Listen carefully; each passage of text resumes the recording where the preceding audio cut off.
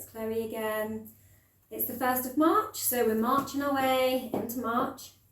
Yeah, new month, new vibes. And I was just checking in the moon diary, and my gosh, what a lot of vibes we have. Yeah, like I knew we had a trine. So yesterday we had a trine in the morning between Jupiter and Venus, which definitely gave me a big oomph. It's like a very lucky vibe. And now, today, it is trining the sun, you know. So Jupiter is the planet of expansion, and the sun is kind of like us, our fire, our energy, our confidence. So yeah, we might be feeling like super confident about things at the moment. We've got the moon gone into Scorpio, so I've got my, I'll come a little closer. So yeah, I've got my black moonstone on. I was feeling very scorpionic, quite a Cancerian stone as well, but you know, it's dark. So it goes nice for a bit of Scorpio action. Scorpio stone also, and Jupiter stone is citrine, and a nice grounding Botswana agate. And so Scorpio is sort of like these base chakras, these root chakras. So Botswana agate, nice smokiness to it. And yeah, the dark sort of wateriness of the moonstone, and citrine really lifts the sign of Scorpio and gives it like an extra boost. Got another lovely big chunk of citrine there. But yeah, citrine represents Jupiter. So yeah, feel like I'm very like vibing with the energies right now in my crystals. If you like any of this jewellery, I make it all, and I will pop a link into the description of the video. But yeah, we've got the moon. Is that in opposition to Jupiter? Interesting. I can't remember what that symbol means. I sometimes get my conjunctions and my oppositions mixed up. I'm pretty sure that's an opposition though, the two circles will align. So let me just have a little check. It's been quite a sleep deprived, very over busy week for me. Yes, it's an opposition. As I have been back to the day job, I work in a secondary school in the art department, so all things arty.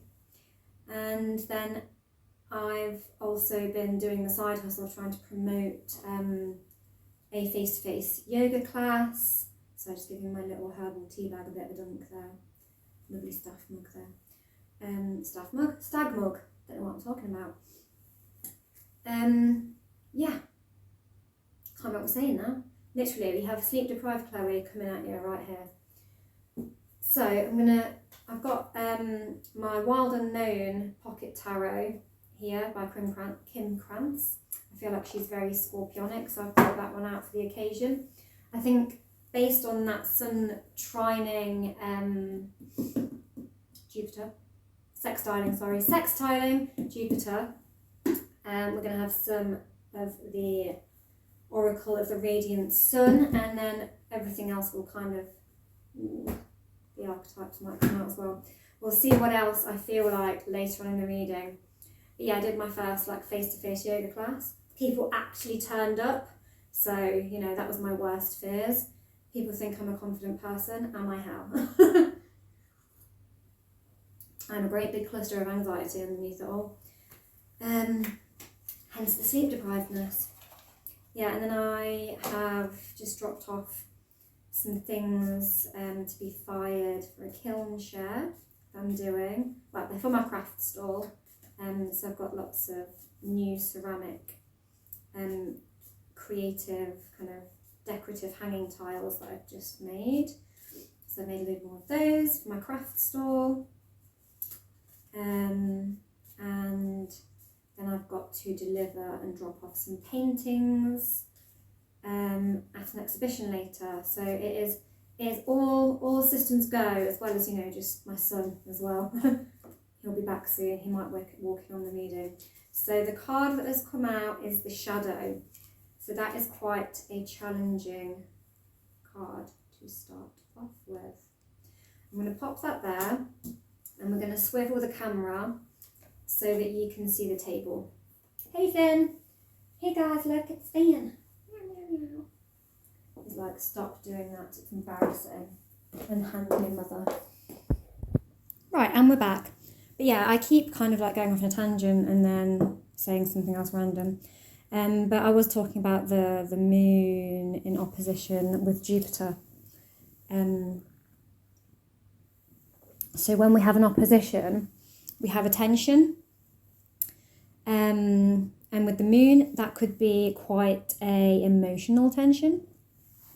So we might have that whiz of confidence going on from the Jupiter sextile in the sun. But when we have a very, very bright sun, what gets cast out bigger and longer? And we have more contrast, you know, shadows. We get more shadows. And I feel like that Jupiter opposing a Scorpio moon might be casting some big shadows. So we might have a lot of our shadow side be popping up right now. I personally feel like that is very relatable. Let's throw out some Kim Krantz.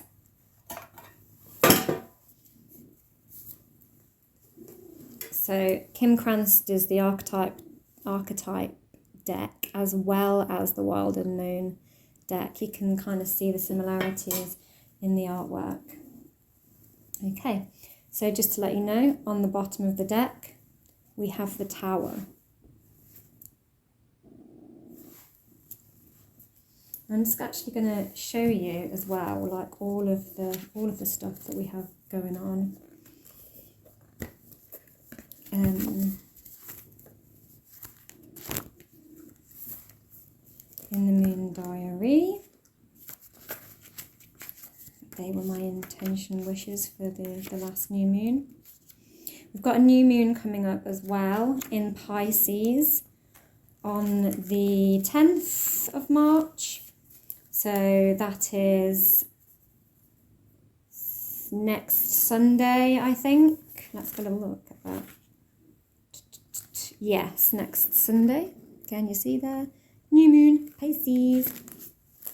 But here is today.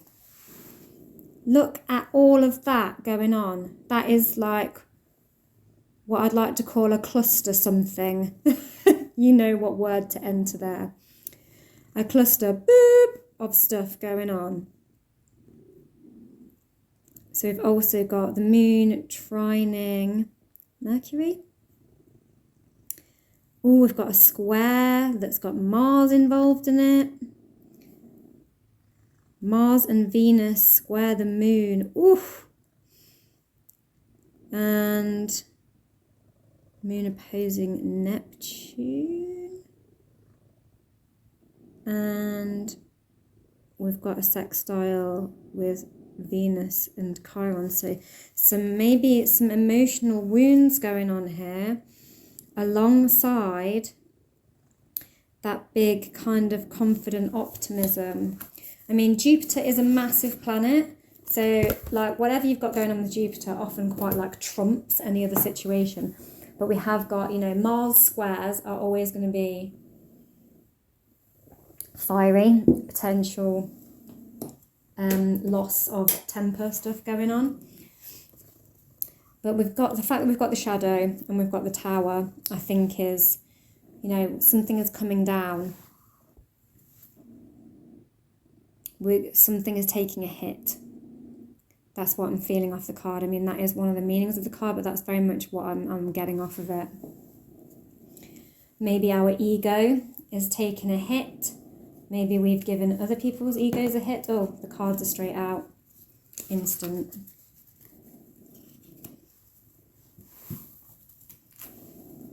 Okay, we've got four of Pentacles. Well, they're all over the place. I don't know whether that one was in the reverse or these two.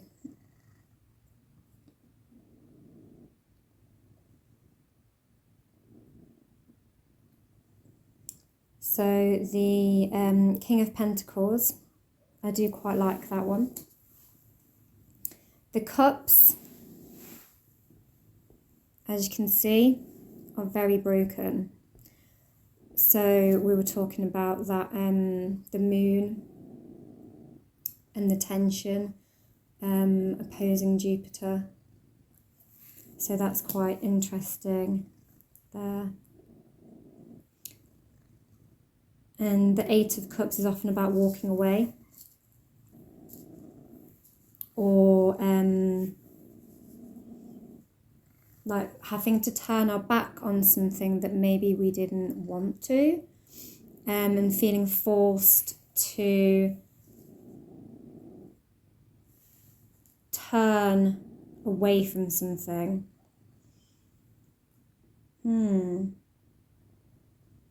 Maybe we've been turning away from our shadows. Maybe we need to process a little bit, do a little bit more shadow work and go in deep and see what is sort of buried in that subconscious that needs dissolving. You know, Scorpio moon, that's going deep. Scorpio is like the depths of the well. Dredging up dredging up the well of emotion. So let's have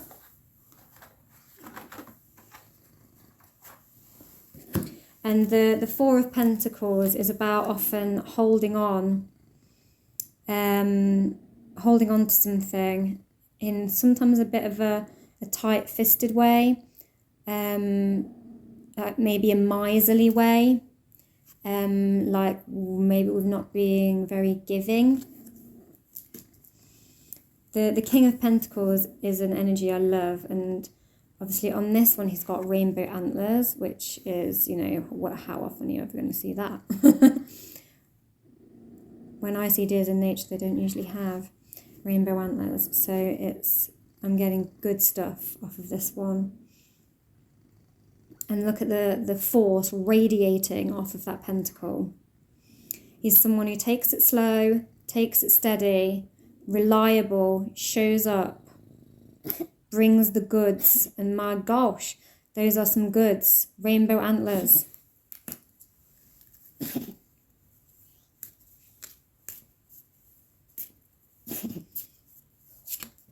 Ooh. Practicality. And what is more practical than the Father of Pentacles, the King of Pentacles, essentially? Yeah, so practicality, the Pentacles, again, practicality. So in the upright, with, you know, the Four of Pentacles is, it's quite good, it's money in the bank. But the shadow side of that, and we are looking at the potential shadow side of things, is that kind of tight-fistedness. And so maybe I feel like we need to move away from and turn our backs on this kind of miserly energy, and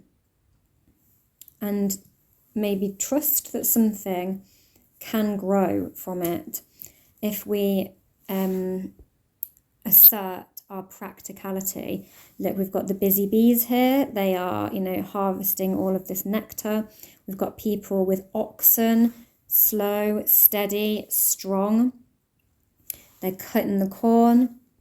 They are sort of reaping their harvest. So this reminds me of sort of in ye olde days, in the old days, they used to have sort of like harvest celebrations, and someone would be like chosen to be the queen of the harvest, or the maiden of the harvest, or something like that. Like, I've read quite a lot of like historically set novels, and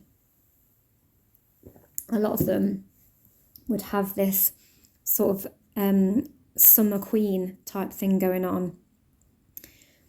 So if we want to become our, look at all these new moons on a stick as well. Do you see that? I've only just noticed that. So, you know, if we want to become our summer queen, oh my goodness, I'm trying to focus that for you. It's not behaving itself. Naughty camera. So I think it's probably my big finger coming in here and poking, ruining the focus. So if we want to become the harvest queen and reap all of our plentifulness, you know, we need to look at the practicality of things. We need to let it grow. We need to keep mucking in, and keep investing in our wishes for them to be profitable. But, you know, we have got that shadow lurking. I'd say that's that kind of Jupiter. We've actually got the moon in Capricorn there, and in the 10th house. The 10th house is often our work life and our public image. So maybe we've got those areas that we've got to work on.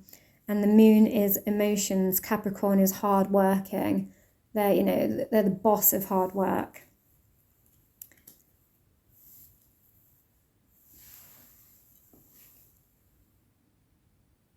Interesting that we've got the King of Pentacles, and I'm getting the Queen of Pentacles vibes here as well, because of the woman in the crown with the harvest and the practicality, and the sort of earth sign connection of Capricorn, and boss vibes, who is more bigger boss than the Queen or King.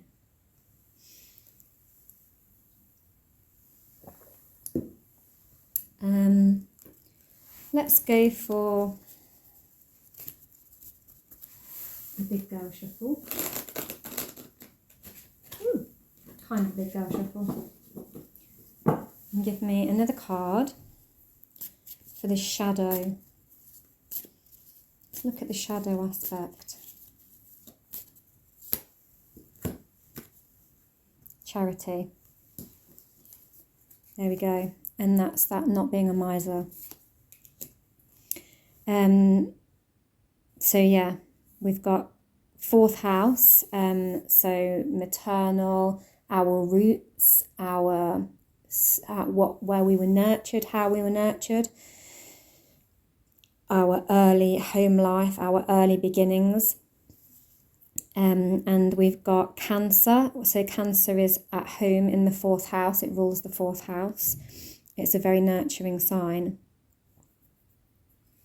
And is that Saturn? I think that's Saturn in the 4th house. So like lessons about nurture. So I've got charity. So lessons about how to be more giving with our energy. Or maybe the shadow is being too giving with our energy. Which one resonates for you? Not giving enough or too much giving, because it's a fine balance.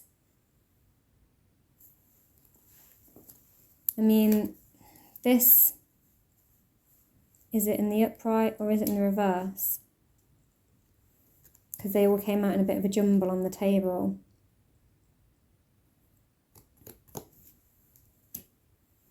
What shall I take now? Go for a light seers.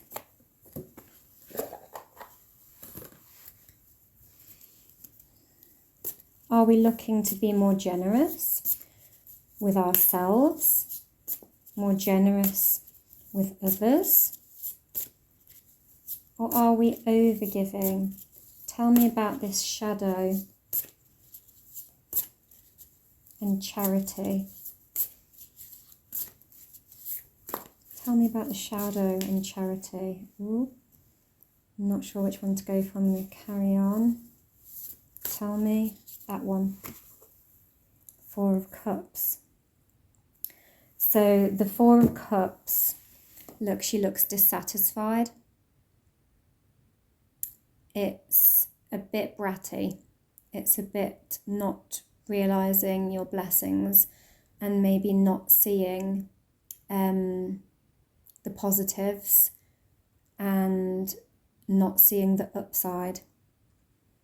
She's focusing on like all of these lost cups. So she's looking in this direction. Look at this big cup radiating all this light here. Here's the hand of the universe offering it to her. She's not even seeing it. She's looking off into the distance. This is about not passing up your opportunities. So I'm going to go back to this and say,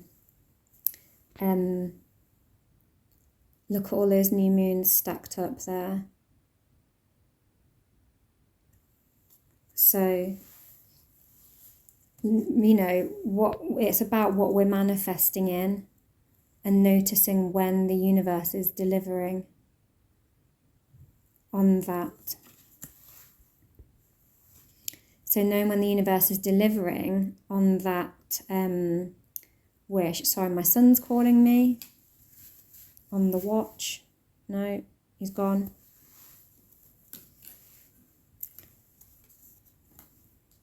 One second, my son is ringing me again.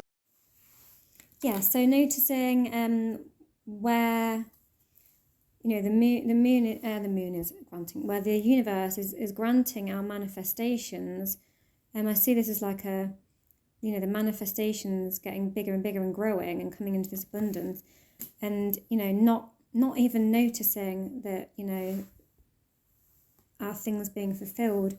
So I feel like that's maybe where this shadow is. And maybe knowing that we have to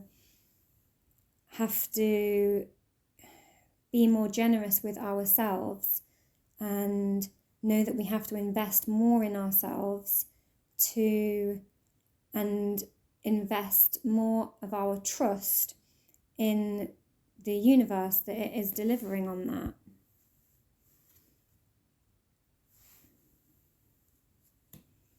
I'm going to take one more card, and it's going to be an everyday witch, because it always is, just to get a wee bit of confirmation.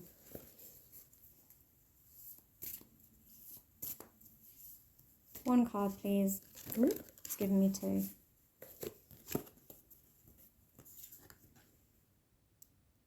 Tears of joy and sadness. Oh, look how happy the cat is in that one, though. And accept love. So maybe we are pushing away something emotional. Maybe that's we need to be more self-loving. And tears of joy and sadness. So there's like mixed emotion there, isn't there?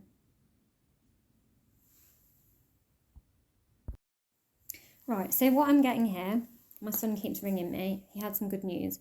But I don't know if it's messed up with the recording or not. So he's passed the test at school, and he was ringing me to tell me that, which is lovely. So some nice Jupiter expansion happiness for him. Some nice sun trining Jupiter for him. But yeah, tears of joy and sadness. So, you know, we've got the mirror, which is reflection. So, you know, looking at ourselves maybe and seeing both sides of the coin, seeing that, you know, there's always going to be good in life. There's always going to be happiness. There's always going to be hurt. And just to accept that and appreciate that in ourselves. And, you know, at the beginning I sort of said, without the sun, there is no shadows. And, you know, without light, there isn't dark, etc. And so we have to accept sometimes that even when we're doing really well, that can actually amplify our shadow side. So when we are having huge success, our shadow can come in and try and thwart us. When we are, doing really well, sometimes we get a little bit overconfident and cocky, and that ego comes out. And sometimes we just need to, and accept that we are only human, that we aren't perfect, and accept love, be loving to ourselves, and accept ourselves in the good times and the bad times, whether we're winning or losing, and know how to nurture ourselves when that shadow side does come up. Because whilst we can have great triumphs, successes can also trigger wounding, and failures can massively trigger our wounding. But we should not focus on, what we have not yet won. We should focus on what is being given to us now, and focus on the positives now, and what we have achieved towards our goal, what we have worked really hard at, and what has paid off in those goals. So that is the reading, guys. So yeah, be kind to yourselves, and just appreciate where you have been fortunate, and maybe where you still need to do a little bit of work. But, overall, where have you succeeded? Namaste. As I'm packing away, I realised that I forgot to mention that I mentioned the new moon. I didn't mention that I will, as per usual, be doing a new moon. I'll be doing a yoga class surrounding that new moon, and looking a little bit more closely at the energies going on around that. Maybe some of this will come up. Maybe I'll feed off of some of what's come up in this reading as well, as I often do. And I have written a little ebook. I've done it now. Written a little ebook on manifesting, and so I will try and pop the link in for that. I'll probably pull another tarot reading directly on the new moon. But yeah, look out for that yoga video, that yoga class, and if you're interested in a little bit of moon manifestation and crystals, and how you can use crystals in manifestation and rituals, and how to take care of your crystals, then that will be in the description in links for that. So yes, have a lovely rest of your day. Namaste. Oh, can I reach the camera?